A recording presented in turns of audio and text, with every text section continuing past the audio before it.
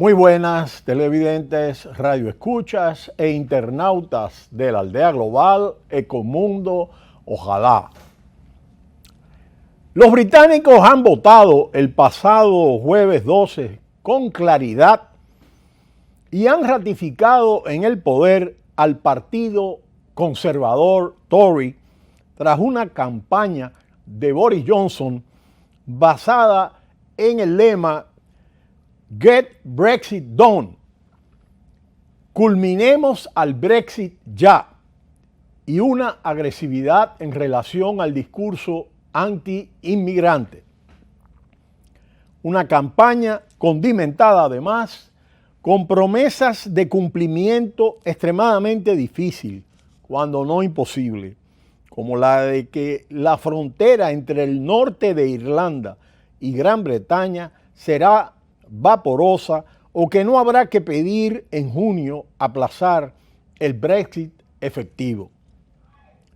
Para después del final del año 2020, algo muy problemático tratándose de un amplio y laborioso acuerdo comercial, político y estratégico. El apoyo a los conservadores por parte de la clase trabajadora del centro y norte de Inglaterra y la caída del voto laborista explican el éxito arrollador de los Tories y el ascenso de la hegemonía del conservadurismo. El Partido Conservador Británico ha conseguido su mayor victoria en Westminster desde la era de Margaret Thatcher. El voto de la clase trabajadora del centro y norte de Inglaterra, tradicionales feudos laboristas que esta vez han votado por Boris Johnson, es esencial para entender el gran respaldo al futuro gobierno con esta sólida mayoría absoluta debido al derrumbe del partido de Jeremy Corbyn. Está claro por primera vez desde el referéndum del año 2016 que el Reino Unido saldrá de la Unión Europea. Los Tories han conseguido un 43,6% de los votos, el mayor nivel desde 1979, pero en realidad apenas es un punto porcentual más que en 2017. ¿Cómo es posible que esa diferencia mínima se haya traducido en 48 diputados más? Básicamente por la sangría de votantes del laborismo, que ha obtenido un 32,2% de los votos, casi 8 puntos menos. Después, es el sistema electoral británico, el llamado First Past the Post, el que consolida esta tendencia a la baja. En cada una de las 600 circunscripciones gana el escaño el candidato que ha obtenido más votos, aunque sea por una diferencia de 1 y solo sale un representante. El resto no consigue nada, lo que produce rápidos trasvases de escaños. Territorios que tradicionalmente han votado al partido de Jeremy Corbyn, mayoritariamente partidarios del Brexit, se han decantado por los conservadores. El partido de Boris Johnson creció 4 puntos en las circunscripciones del centro y norte de Inglaterra, antiguas zonas mineras e industriales, pero bajó 1 punto en Londres y el sureste del país. En estas zonas más urbanas, en cambio, los laboristas han conseguido para la caída 6 puntos menos frente a la debacle del norte, entre 12 y 13 puntos en el noreste y en Yorkshire. Los europeos, grandes sujetos pasivos del suceso, no pueden sino respetar el resultado y batallar por minimizar sus daños. Es cierto que el conjunto de votos contrarios al Brexit duro ha sido mayor, 15 millones de votos, que los colocados en las urnas a favor del partido Tory capitaneado por Boris Johnson, que obtuvo un 13,8 millones. Pero al igual que sucedió en su día con el número de votos cosechados por Donald Trump frente a Hillary Clinton, los votos conservadores británicos estuvieron mejor repartidos geográficamente en términos de eficacia.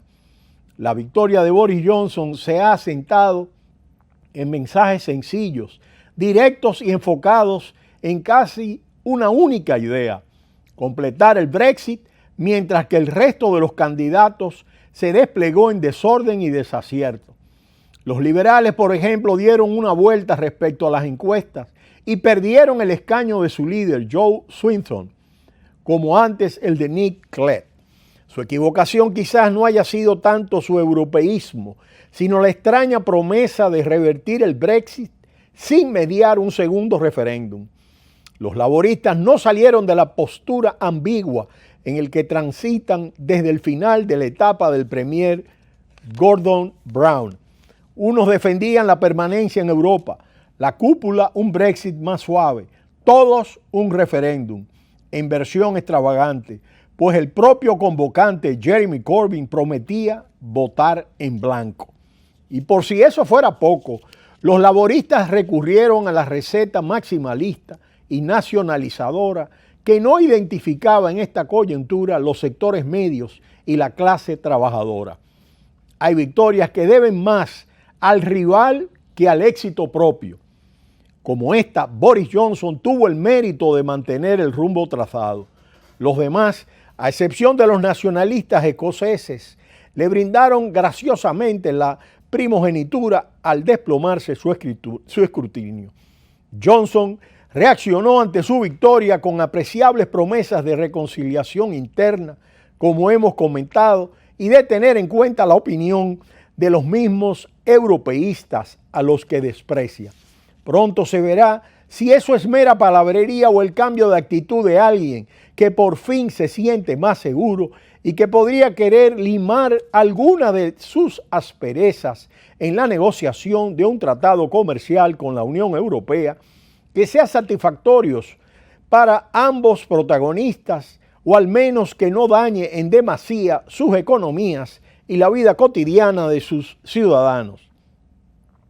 Aunque el Brexit duro para el periodo transitorio, en principio el año 2020, está ya sellado, el nuevo primer ministro podría matizar su propuesta en marcha, ya que la desaparición del partido ultra de Nigel Farage le ha quitado presión y poco tiene que temer de los otros derrotados, salvo del hondo malestar en territorios como Escocia o el norte de Irlanda. El Reino Unido comenzaba 2015 con muy buen pie. Su economía era la excepción de Europa y crecía un 2,8% anual. La reciente derrota de los independentistas escoceses en un referéndum aseguraba la cohesión y la estabilidad del país, y los Tories, los conservadores británicos, estaban cómodamente al mando del país. Nadie se imaginaba que tan solo un año después, la quinta economía mundial comenzaría una nueva etapa de incertidumbre que pondría al descubierto un lado poco conocido del pueblo británico. El conservador David Cameron, el primer ministro más joven de la historia de su país, cumplió en 2016 su promesa electoral de organizar un referéndum sobre la permanencia del Reino Unido en la Unión Europea. La votación tuvo lugar el 23 de junio del 2016.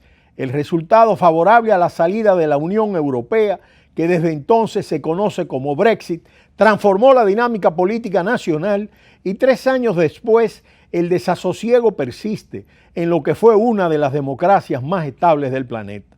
A pesar de que muchos expertos culpan al Brexit del embrollo político en el que se encuentra sumergido el Reino Unido, el Parlamento británico no ha aprobado ninguno de los acuerdos negociados por los conservadores para consumar el divorcio con Europa. Otros opinan que el fondo del asunto es mucho más complejo. Para analistas y observadores, el Brexit ha sido una consecuencia, no la fuente del problema. Más allá del Brexit, consideran que en Reino Unido existe una profunda desigualdad económica y social. Se trata de una realidad que ha perturbado desde la década de los 80 tras las reformas de Margaret Thatcher y que se intensificó con la crisis 2008-2009. La crisis financiera global que afectó a toda Europa, pero Reino Unido fue uno de los países más golpeados. En el 2009 su Producto Interno Bruto se desplomó un 4,1%. Igualmente, según Anthony Painter, el país atraviesa por una crisis de identidad que él describe como una ansiedad cultural por no saber cuál es su lugar dentro del mundo, ni su lugar en la comunidad local, ni qué representa como pueblo. Y aunado a todo esto, la cuestión sobre la permanencia de la nación en la Unión Europea dividió aún más el pueblo británico, explica Painter, quien considera el Brexit como otro movimiento populista en medio de muchos que han surgido en todo el mundo. Los políticos británicos han sido capaces de aprovechar los temores y las ansiedades de la población para movilizarla con una agenda política. Tanto los promotores de la campaña a favor del Brexit como su organización rival, Gran Bretaña, más fuerte en Europa, fueron acusados de engañar a los votantes. El Brexit ya ha acabado con la vida política de dos primeros ministros, David Cameron y su sucesora Theresa May, y debido a la complejidad y las consecuencias de la salida británica de la Unión Europea, tema sobre el que ningún partido logra ponerse de acuerdo, se han acabado organizando 3 elecciones generales en 4 años. Para algunos analistas, todas estas elecciones organizadas en un corto periodo no afectan a la democracia británica, pero dejan a la gente confundida y cansada.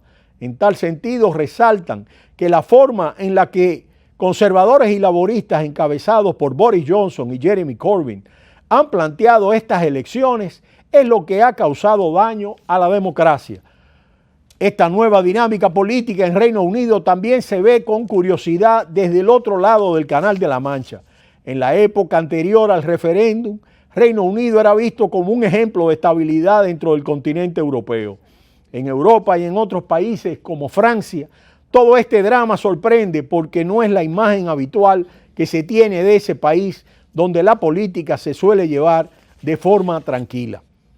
De manera que resulta sumamente importante en estas elecciones del pasado 12 de junio, donde claramente el Partido Conservador Tory de Boris Johnson obtuvo una mayoría absoluta dentro del Parlamento. Esto le abrirá las puertas a un Brexit que ya él había negociado con la Unión Europea bajo un formato de Brexit duro.